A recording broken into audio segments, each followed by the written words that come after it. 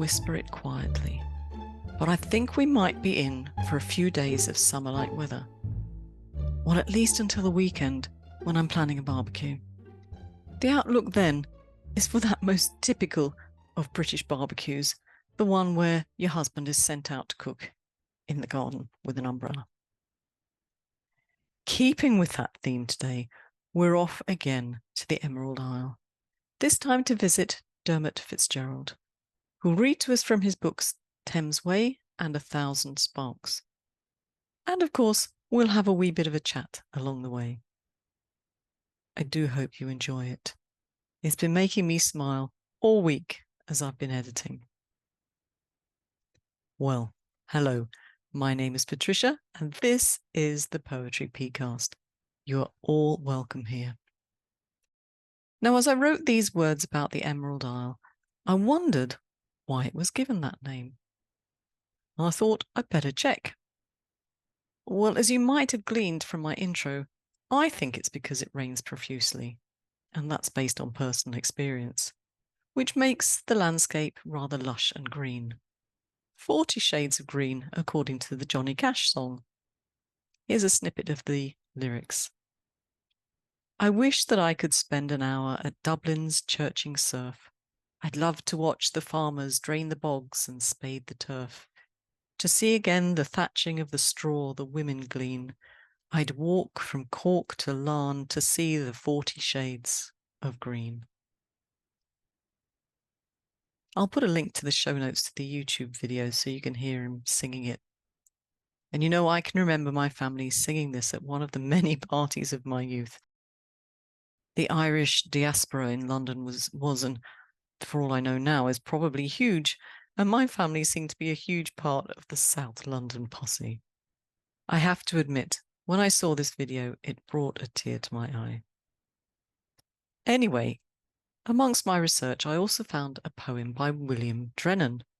He was alive from 1754 to 1820 and was something of a nationalist hero. He wrote a poem called When Erin First Rose. I'll give you the opening lines, and of course, the link will be in the show notes if you want to read the full poem. When Erin first rose from the dark swelling flood, God blessed the green island and saw it was good. The emerald of Europe, it sparkled and shone in the ring of the world, the most precious stone. So I think he's just confirming my opinion that the Emerald Isle is known because of its abundance of water, which causes the green. Anyway, just a quick reminder, if you're coming to this as it's published, that's early July 2024, you should be writing Seru for the reading period this month. Deadline the 15th. So you need to get a wiggle on. And if you're on the mailing list, you should already know the exciting news I've been banging on about for a while.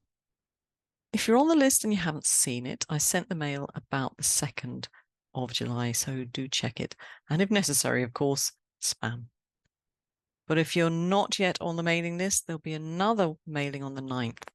Something fabulous is taking place, and only poets on the mailing will be invited to take part. Don't say I didn't warn you. So with that, let's head over to Dublin and have a chat with Diarmuid and hear some of his haiku. Diarmuid, thank you very much for joining me today. Let's hear a little bit about you. We're, of course, going to be able to hear once you start talking that you're not British like myself, nor will you be American. So tell us a little bit about where you grew up, where you were born, where you grew up, and where I believe you continue to live. Yeah, well, I was born in Ireland, born in the late 70s, and I grew up in Ireland. So I was born on the west coast of Ireland, in a county called Mayo. My parents come from Kerry, which is also on the west coast of Ireland, but a different part. So I've no actual connections with Mayo, but I just happened to be born there. My parents were living there at the time, and then they moved down to the south of Ireland, to Cork. So I grew up in rural Ireland and County Cork, the south, and I was there till I was 18, and then I moved to Dublin, and then I left Dublin, and I lived in Japan for 3 years. So that was an experience. So I lived mostly in Osaka, and then towards the end in Kyoto or in Tokyo, I mean. And then I was lived in London for 2 years uh, after that. And then after that, I came back to Dublin. And then I was down in West Cork for a little bit, back to Dublin. And since then, I've been in Dublin. So I consider Dublin home now because I have some family here and mostly friends and connections. And that's where I am. Surely good. You've preempted some of my questions, but we will come back to your shall we call it a wandering lifestyle up until till now, where you've Mm. sort of decided to put yourself in Dublin. You mentioned you spent 3 years in Japan. Mhm. Is that where you learnt about haiku and learnt how to write them? No, I had been writing haiku before I went to Japan, but I always think when I got into haiku, it psychologically prepared me for the move because I was getting to know the Japanese culture at a distance and in translation, it has to be said, rather than direct experience. And so I was writing poetry since I was 17, and I had a little bit of, publication experience in college, won prizes, all that kind of stuff, some early success, which was nice. And then that all stopped when I left college. And I noticed that my poetry was getting shorter and shorter to the point that it was kind of becoming like 3 lines and 4 lines. And I thought, okay, well, maybe I'll try this haiku thing because my understanding of haiku then was what you learn in school, the 5-7-5 form, any kind of poem, any kind of line, as long as it fits in, that's you done. So my first attempts at haiku were like that. So there were the what I, it would be like beginner haiku, and then I then picked up a book called the Haiku Anthology, the third edition by Cor van de Heuvel, Mhm. and I read that, and I realized fairly quick, oh, most contemporary writers in haiku don't even follow the 5-7-5. So that was one of the first things I ditched was this adherence to the 5-7-5. But most of my haiku then was still what you might call Gendai haiku or kind of intellectual. They Mhm. were kind of very conceptual based, and they were kind of mostly around ideas. And occasionally I would write what you would now call a more traditional, more regular haiku. So they were somewhat nature based. And I did that for about a year. And then I moved to Japan and all that. And then it took me a while to find a haiku writing group in English. I did they're based in Kyoto. So a guy called Stephen Henry Guild, who you may have heard of. Um, he's involved in a very much in haiku through the Ritsumeikan University and a group called Hailstone Haiku Group, which actually I'm technically still a member of. And I went along to that, and they kind of really emphasize the Zen spiritual tradition Oh. behind haiku. And I started to kind of get into that more, and I started to read the Four Masters. Now, again, this was in translation in English, and kind of really getting the depth, the spiritual depth behind it. I think the fact that I actually lived in Japan made it easier because, say, for example, if I went to a Buddhist temple, I got that direct experience of what the haiku masters were talking about. So if they were like butting up, talking about incense or hitting the gong or doing all that, like that was there. That wasn't just some sort of imaginary thing, that was real. Um, so that really helped then. And I noticed then my haiku got a lot more depth to it. And kind of I got into that. And I sort of wrote more haiku from that place on. And then I kind of continued that.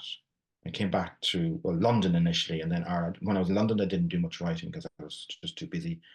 And then in Ireland, I reached out again and met people in a group called Haiku Ireland, Mhm. and then through a Highborn writing group. And I've kept up that connection since then. So people you may have heard of, people like Maeve Sullivan, Sean O'Connor, Roberta Beery, people like that. So I've linked in with them, and others like Jim Norton and others and so on. So that there's a very active, though small, haiku writing group in Dublin and in Ireland, and they produce quite good work for Mhm. such a small community. Well, isn't that true of the Irish anyway? They're a Mm, terribly literary bunch for such a yes. small community. Well, when you're up against the likes of Yeats, it's kind of like on Heaney, you're like, okay, well, you got to produce the work. Like, I Yeah. think it's a bit like the Japanese people, who write haiku. Okay, you're up against the four masters. Good luck. Yeah, that's very true, actually. Yeah. You didn't tell us what took you to Japan. Why did you head off in that direction then, if it wasn't for the When I went to haiku? Japan, I wanted to go somewhere different. So I was 25. I was working the bank. I hated the job, absolutely miserable Um, job. Didn't want to be there. But I was in that situation of I want to leave, but I don't know what I want to go to. hmm And a lot of my friends were leaving, they're going abroad, and they were doing the usual thing of go to America, go to Australia. And I'm like, okay, Ireland's different to those countries, but because we speak the English language, there's still too much in common, and I wanted to Yeah. go somewhere different. So I was looking at Africa or Latin America, but then I thought that's a bit too different for my liking. So then the idea was, well, why don't I go to Asia or East Asia, like Japan or China or Korea, where it's like that's different without, you still get the lifestyle, the Western lifestyle without the Western experience. And it's kind of like, okay. So I was always drawn to Japan because at this stage I was writing haiku hmm and Japanese culture. So um, eventually I applied there. I tried to get on the JET program, but that didn't work out. I was supposed to go to Korea, but my hmm heart was really set on Japan. So I ended up going to Japan instead. hmm And I ended up in Osaka City. I was placed there by a company, an English language company. Ah. And that kind of just got me set up and get going. And it was kind of like an adventure. I was 25 that age, and it was kind of like, if I don't go now, I'll probably never go. And I'm glad I went when I did because, it was that right age of enough maturity to know I wanted, but not tied down anywhere where you can you're a free bird. hmm And I did. So, and initially I went with the plan just to go for 1 year, but one, So you were teaching then, teaching English. Okay. And yeah, doing TOEFL teaching. okay. And what I mean, did you learn the language while you were out there in any shape or form? I did. When I went over, like I had the word Japanese. Like all I could say was konnichiwa, and that was about the size of it. And initially, the first year, I didn't really learn anything, or first 6 months, because I was kind of just finding my feet. And then, hmm second of all, I suppose what happens to expats, you can kind of get into the bubbly world of where all your friends are expats and they all come from more or less the same culture. I won't say country because there's people from America, Canada, Australia, but we're all English language speaking, so we all get each other. Yeah. And I was kind of in that little bubbly world. And I realized I had to kind of, I wouldn't say step out of it, but make some efforts not to be in there all the time. Yeah. So I started to learn Japanese and I started to pick it up and read it and do classes.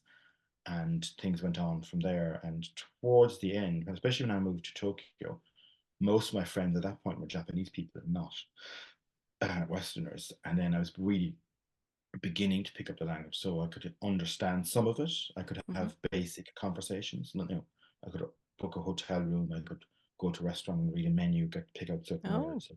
okay. I got to a stage of where it was just I could function just about. If there's any complications, I'd have to default to English. But just very, and I could ask a question, but of course, inevitably, I didn't understand the answer because Yeah, I'd that's ask a question, and I'm like, well, okay, I understood 2 words out of the 20 you just said or thereabouts. So I think that's the way language. I think if I was to move to Switzerland and I'd have to learn German from scratch, I think it would be a similar experience, mm, you know, and yeah. that kind of a thing. Though I think it'd be easier in German because it's I, you read it as you pronounce that kind of language. Yeah, pretty much. And Mm. it's written in the same script as you learn Yeah, your normal language as well, which I think yeah. is Mm. the thing with the Chinese or any Chinese dialect and the Japanese or East Asians, I suppose. Mm. That slightly worries me when I head out that direction. Sort of loss of control and not knowing what you could what the signs are saying and so on and so Yeah. forth. Although I've not been to Japan in fairness, so I don't know. Yeah, well, they Maybe have all we the signs in what they call it. We could say English or Romaji. It's written okay. in the Latin script, so at least Yeah, that way.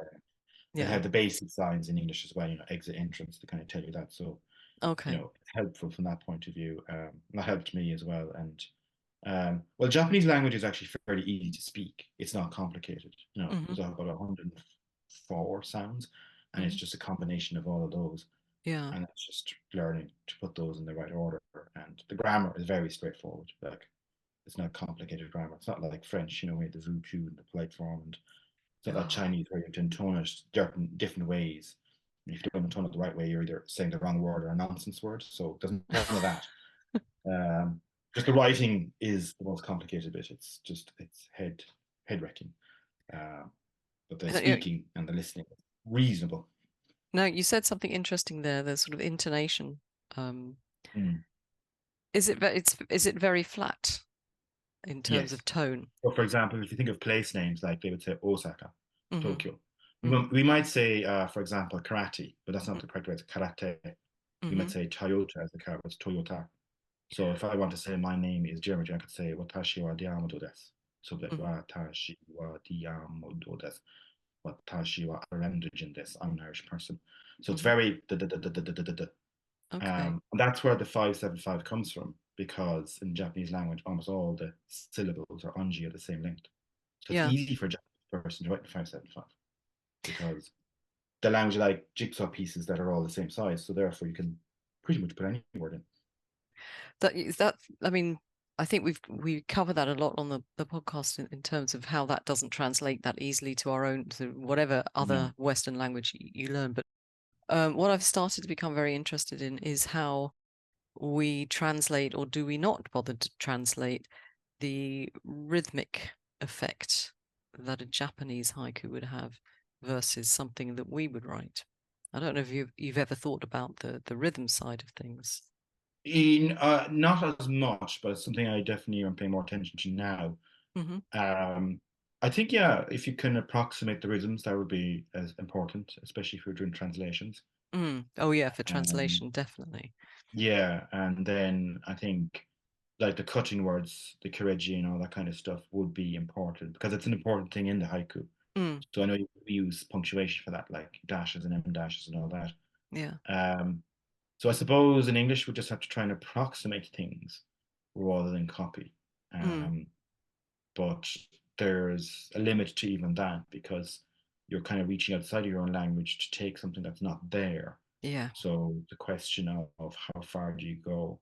So it's very easy for the Japanese because their language is a very onomatopoeic language. Hmm. You know, like when they're describing things, like there's a particular sound, say if rain is falling on a metal roof and it has that sound, they will actually have a specific word for that, you know, whereas the English Okay. language we don't. Even the Oh word no. hanami, like it's Hmm. one word, but it means cherry blossom season. But like we Hmm. don't have, you know, words like that for English, like, you know, fir grove watching season or moon watching season. You know, Japanese will have one word for that to nail that, Yeah. whereas we don't.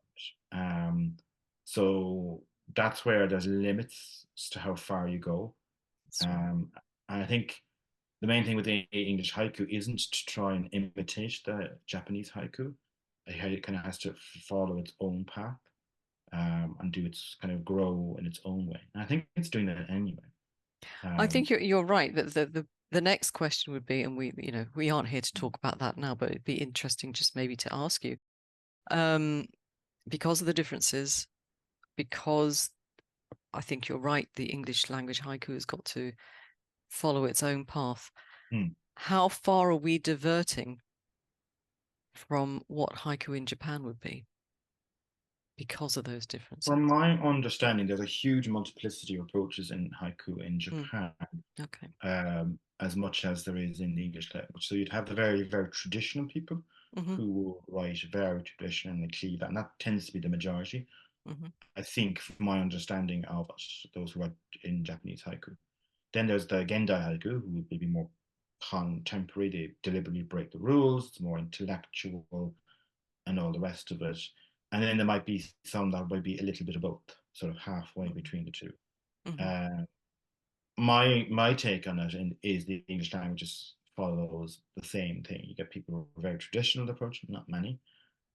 You get those who are very out there and they produce very experimental stuff to the point where I don't consider those poems to be haiku because they're just three lines who may have to be 575 and they have elements of a haiku in it, but they're not really haiku. Hmm. And then I would think the mainstream in English is somewhere in between. Yeah. My way of taking it is if you're following the spirituality or the Zen spiritual traditions, things like, you know, wabi sabi, Hmm. kereji, akarumi, all that kind of stuff. If you're doing that, then you're more likely in the mainstream. And whether you adhere to the form or not isn't that important to me. Like, syllabic count isn't that important. Oh, You know, it's a 1 line, a 2 line, a 3 line, or a 4 line. I'm not fixated on that. I'm like, you know, what's the sense? What's the feeling behind this? okay. And you can kind of get that from when you're reading a poem, you know. So that's where I think the majority of people in English language tend to go for that sort of middle of the road approach, and I personally agree with that. Oh, you give me a bit to think about there. But anyway, you didn't come here to debate me on No. or talk about that. You came to read from 2 of your books. And the first one is called Thames Way. And it's fairly self-explanatory. You were taking a journey along the Thames, and you've preempted the question. My question was going to be, why did you take to walking along the Thames rather than go along the Shannon or the Liffey? But I guess it's because you were actually in the country. Well, initially, when the idea came to me, when I actually did the journey, I wasn't living in the UK anymore at that point, but I had done a little pre-trial run. Well, reason why I walked the River Thames is simply because of practicality. As you alluded to there in the UK, one of the good things I like about the UK is that walkers have the right of way, whereas you don't in Ireland. So if you decide to walk across the farmer's field, as long as you're sticking to the signposted path or the established way, you have the right to walk that way. The farmer can't come out and say, get off my land. Unfortunately, that doesn't exist in Ireland. If you walk across a farmer's land, he can get out his gun and chase you down, and you're trespassing. So, and in Ireland, the farmers are very, very protective. It's a colonial psychological thing. It's the whole history there. So there are very few rights of ways in Ireland. There are very few laid out paths compared to the UK. So I thought, well, if I want to, like, I can't actually walk the River Shannon, you know, because I'd have to cross over Farmers Field and have to ask every single farmer permission. You know, I forget about that. Yeah. So at least the Thames Way, it's an established path. So that was one reason. Secondly of all, I kind of was drawn. I'm drawn to nature, and I find when I go on these long walks, I find that's conducive. It gets me into what I call the haiku space. So I get into that kind of space where I mightn't necessarily write haiku, but I'm in the receptive mode of it. Yeah.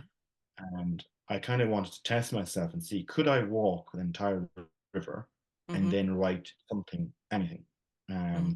I basically set myself a very low bar as well. One haiku, one tanka. If I do that, success. And I actually ended up writing 200 of them. So they came pouring out, which was a pleasant surprise. And then that eventually, a lot of editing became the book Thames Way. Absolutely. There was one question I had to ask you about, and maybe I've misunderstood the book, but you didn't quite walk all of the Thames. You did from Tower Bridge to Gloucestershire, basically. Am I right?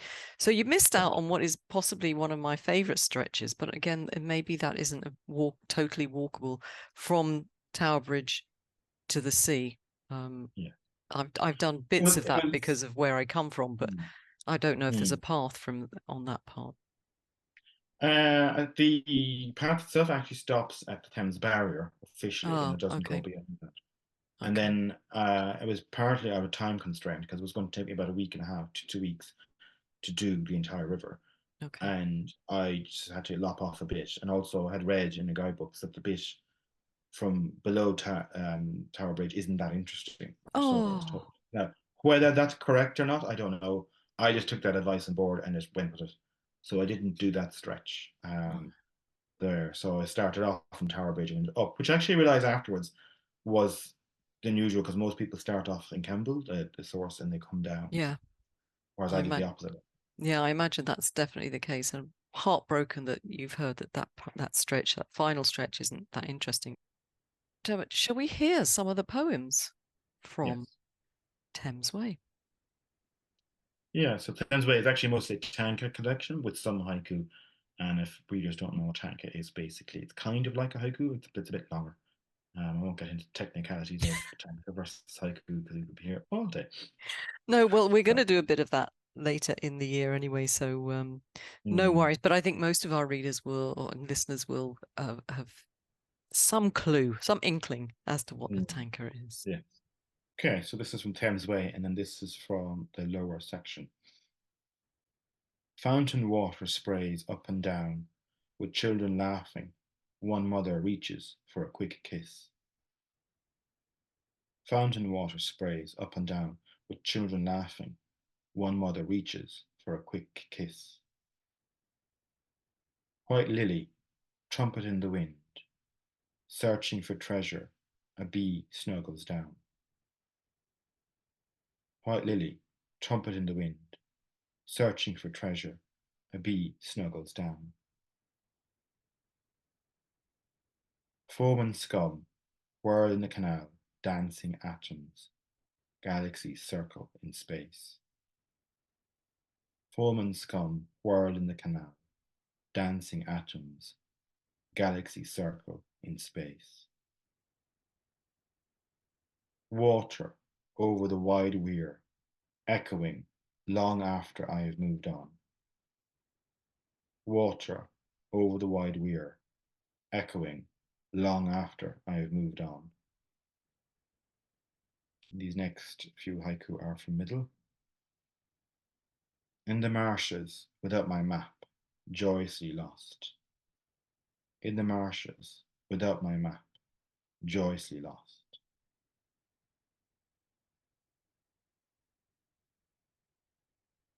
A brown fly drowns in lemonade. I sit drinking beer. A brown fly drowns in lemonade. I sit drinking beer.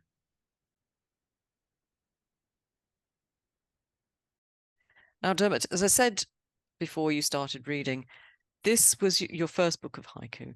What did you learn about haiku and how you write from just doing this? Well, first of all, I learned to get into the receptive mode because I think when you write haiku, it's quite different to other forms of writing, but even in poetry, haiku requires you to be in a state of presence, you know, to be receptive. Otherwise, you end up writing kind of what I would call head haiku or genda haiku, which is very intellectual. So if you want to write good haiku, it's like you have to be really present and observant and not caught up in your own emotions with what's going on. More like this is what's happening around me and everything. You're curious about everything. So it's almost like a childlike sense of being. I think that's what people like Issa would kind of, if you read his haiku, you get into that mode. So that was confirmed to me when I wrote The Thames Way, and then afterwards, when I finished it, well, when I had written it and had this basically 200 haiku, I knew not all of them were going to make it. So there was kind of three groupings. There was the haiku that were done that were actually pretty good that didn't need to be left alone. There were the duds. There were just hopeless cases, just pushed aside, never mind. But it was the bit in the middle that had potential, but they weren't working. And they're the tougher ones. So that's why I joined an organization called Haiku Ireland. I joined them. And then they were giving me feedback on haiku. And then I met a lady called Maeve Sullivan, and I asked her to mentor me in haiku and tanka, and she did.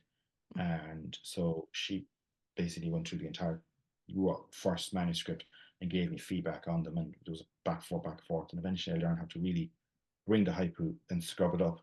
As I was walking the River Thames beforehand or during or afterwards, I was very much reading Shiki, the master Shiki-san, and he had an approach which is called, I don't know what's in Japanese, but it's called sketch from life. So it's very observational based haiku. Not strong at the time, that very strongly influenced me. So when I was walking the River Thames and doing all that, I was very much in observer mode. So I was just kind of like observing things, writing things down, and noticing things, and not really adding too much to it, other than, doing that. And that's okay at the beginning, but sometimes to give a haiku resonance, you need to go beyond just a bit more observing. It's kind of like, how do you connect with the emotions in a non-emotional way? So it's that tricky balance of, you're implying an emotion without stating it. And I did find that quite tricky and hard to do. I think I did some of the haiku on the tank. I've done that, but other ones I don't. So it just depends there. So I learned a lot, as to what the standard should be for haiku and tanka. And it was, and getting the mentorship experience was really an educational experience. And I guess you learned how to kill your darlings. as well. Yes, you learn not to be precious. Not so much in this book, but more so in the second book. That's where I really learned that because, yeah, because I think this book, like when I presented it to Ken Richardson, who was my editor of Alba, he accepted apparently on the basis that was he called it a cohesive collection, all Hmm. on one theme, and all kind of came for that. Yeah. And I only at stage had some haiku and tanka published, not many. Still sort of learning. But it was a Hmm. different story for the second book. Well, I'm glad you brought the second book up because it's time to have a reading from that. Reflecting, the sun shattered into 1,000 sparks. Reflecting, the sun shattered into 1,000 sparks. Buying beer from the vending machine, a gift of warm coins. Buying beer from the vending machine, a gift of warm coins. Spring cleaning, old love poems, this empty box. Spring cleaning, old love poems, this empty box. Water, over the brook, I keep coming back here. Water, over the brook, I keep coming back here. Months since anyone has visited, I ring my own doorbell. Months since anyone has visited, I ring my own doorbell.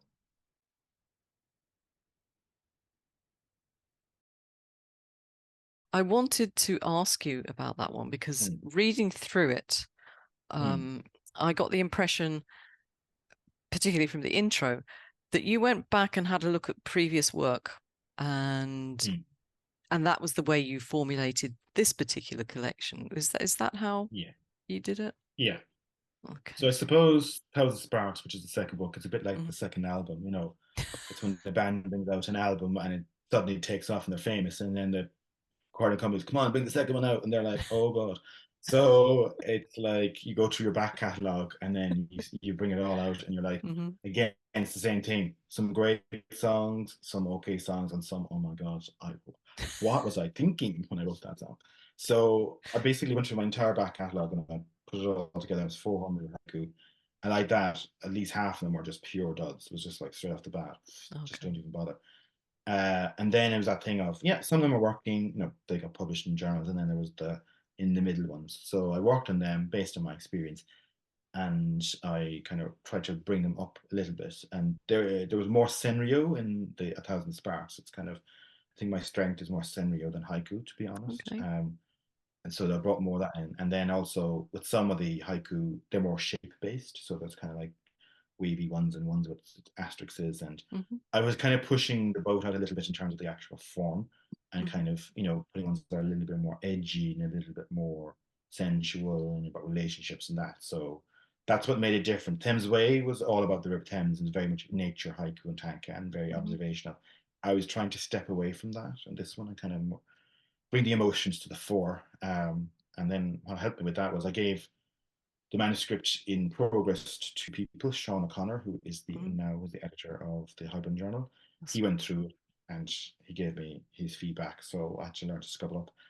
And then I gave it to Roberta Beery and asked her to hmm go through it. And she said, I don't hold back. And I said, oh, no, don't hold back. Be as hard as you want. Well, she nearly like incinerated the entire manuscript. And I came back, with my tail between my legs going, Oh. okay, when you said don't hold back, I didn't want to go that far. So it was a chastening experience when you get somebody of that level of experience going through your work and kind of saying shit, shit, shit, improve, improve, improve. But then the good thing about her, she actually showed me how to do it. Oh, So it okay. wasn't just lecture, lecture, lecture. This is not Hmm. working. She actually rewrote some of my haiku with my permission Hmm. and showed me this works better. And I was like, oh yeah, it does. So I really pushed the boat out there. And then I set myself a target, but also my publisher set me a target of had turned down an earlier version of the manuscript because I sent him the manuscript and he said, no, this is not a themed collection for it to be a Hmm. proper haiku collection. All of the haiku have to be published. And I went, that's going to take like decades. So I set out every week I would churn out the haiku and send them out to different journals. Oh, Lily. I was military operation, and within 2 years, they were pretty much all published, oh, good. Okay. all over the place. I signed up to every single haiku journal I knew, and they pretty much took them all. And then there was a few small residue of. It's funny because some of the ones I liked the best weren't picked up by anybody, and I just put them on my Oh. web page and they're published. So I got around like that. And I came back to Kim and going, they're all published. No, you can't say no. And it's been through the ringer. So of two very high quality haiku writers. So I'm like, I'm done Mm-hmm. with getting feedback here. I just want Mm-hmm. the thing out. Um, it's interesting what you said, and bless bless you for going through that process. That must have Mm, hurt, going it through did. the ringer, as you say. But you said that this one was slightly different, but I found you were still writing about place, or places were inspiring you to Mm. write. I don't know if that's what I was meant to be getting out of the book itself. Well, yeah. So one of the things I did was thinking, oh, how do I organize this? So Thames Hmm. Way was easy. It was literally follow the Yeah. course of the river. It kind of bit organized itself. While the Thousand Sparks is more diffuse. So again, haiku is primarily nature-based poetry. Hmm. So I like a nature is about place. And I said, so I structured it in three parts: Ireland, Japan, and Ireland again. And I kind of went, so although there's a lot of scenario in it, I decided to, still honor the place because I think scenario, while it's about people, it can be about people and place at the same time. Hmm.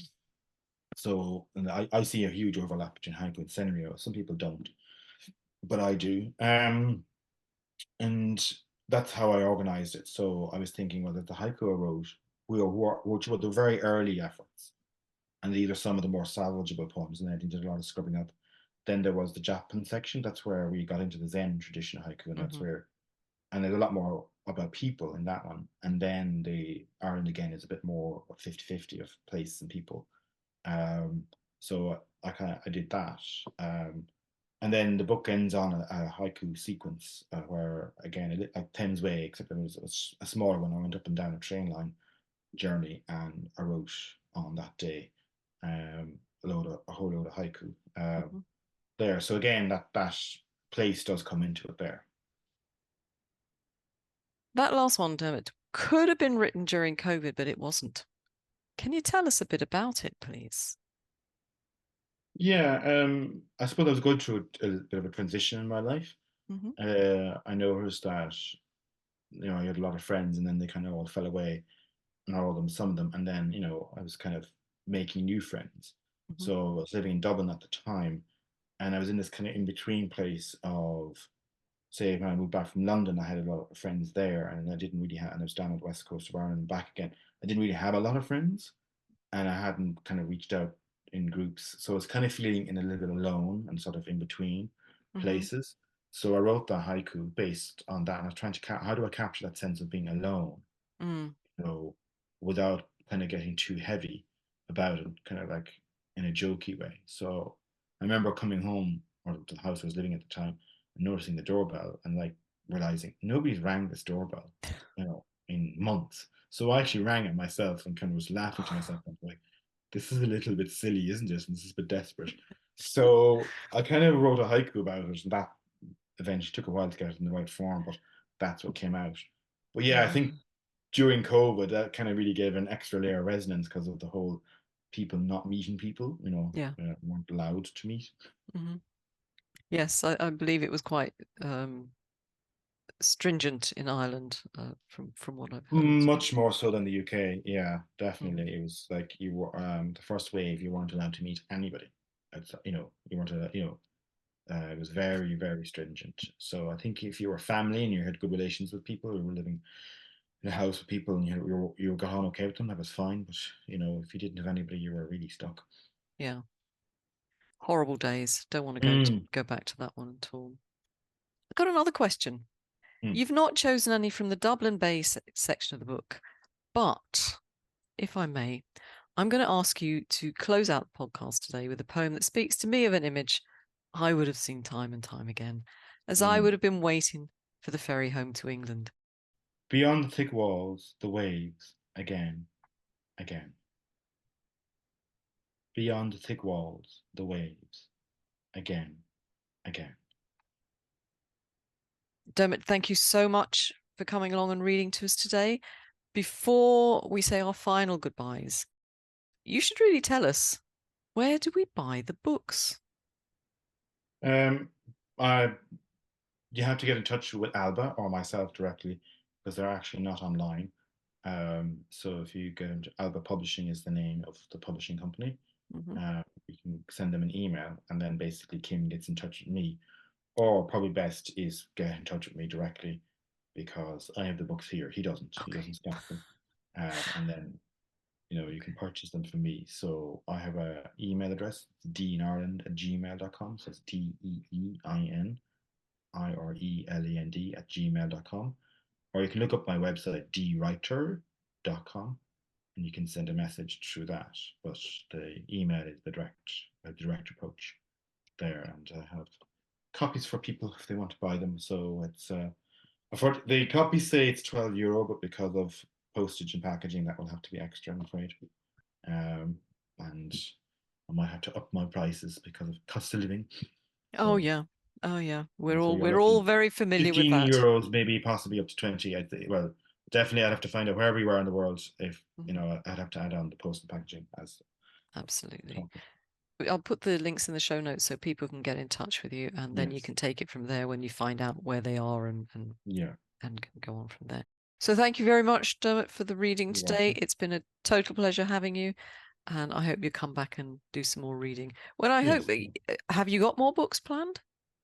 I'm actually do have a book of regular poetry published that came Mm-hmm. out a few years ago, also by Alba, Mm-hmm. and I'm writing a non-fiction book on the moment on creative writing and healing, Oh. and I'm hoping that that might get published by Hay House, the spiritual group of people, who knows. And I've written a novel which is midway through its development, so I kind of left the world of poetry to a certain extent and gone into the world of prose.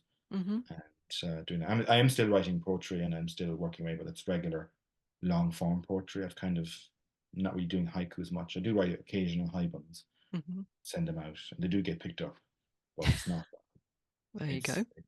it's not a thing that's top priority for me right now. Oh, so we'll have to wait and see what comes out first now then. Mm, Fiction or non-fiction. So good luck with them, and thank you thank you. so much for joining us today. Well, I hope that made you smile as much as it did me. Thanks again to Dermot. Remember, his contacts are in the show notes, so do go and check them out. And I forgot to mention in the chat that he's written an essay for our Highborn journal, Tendrils. I'm working at getting that to print at the moment. If you're on the mailing or have contributed, hopefully you have done both. I'll let you know all about its publication in a mail.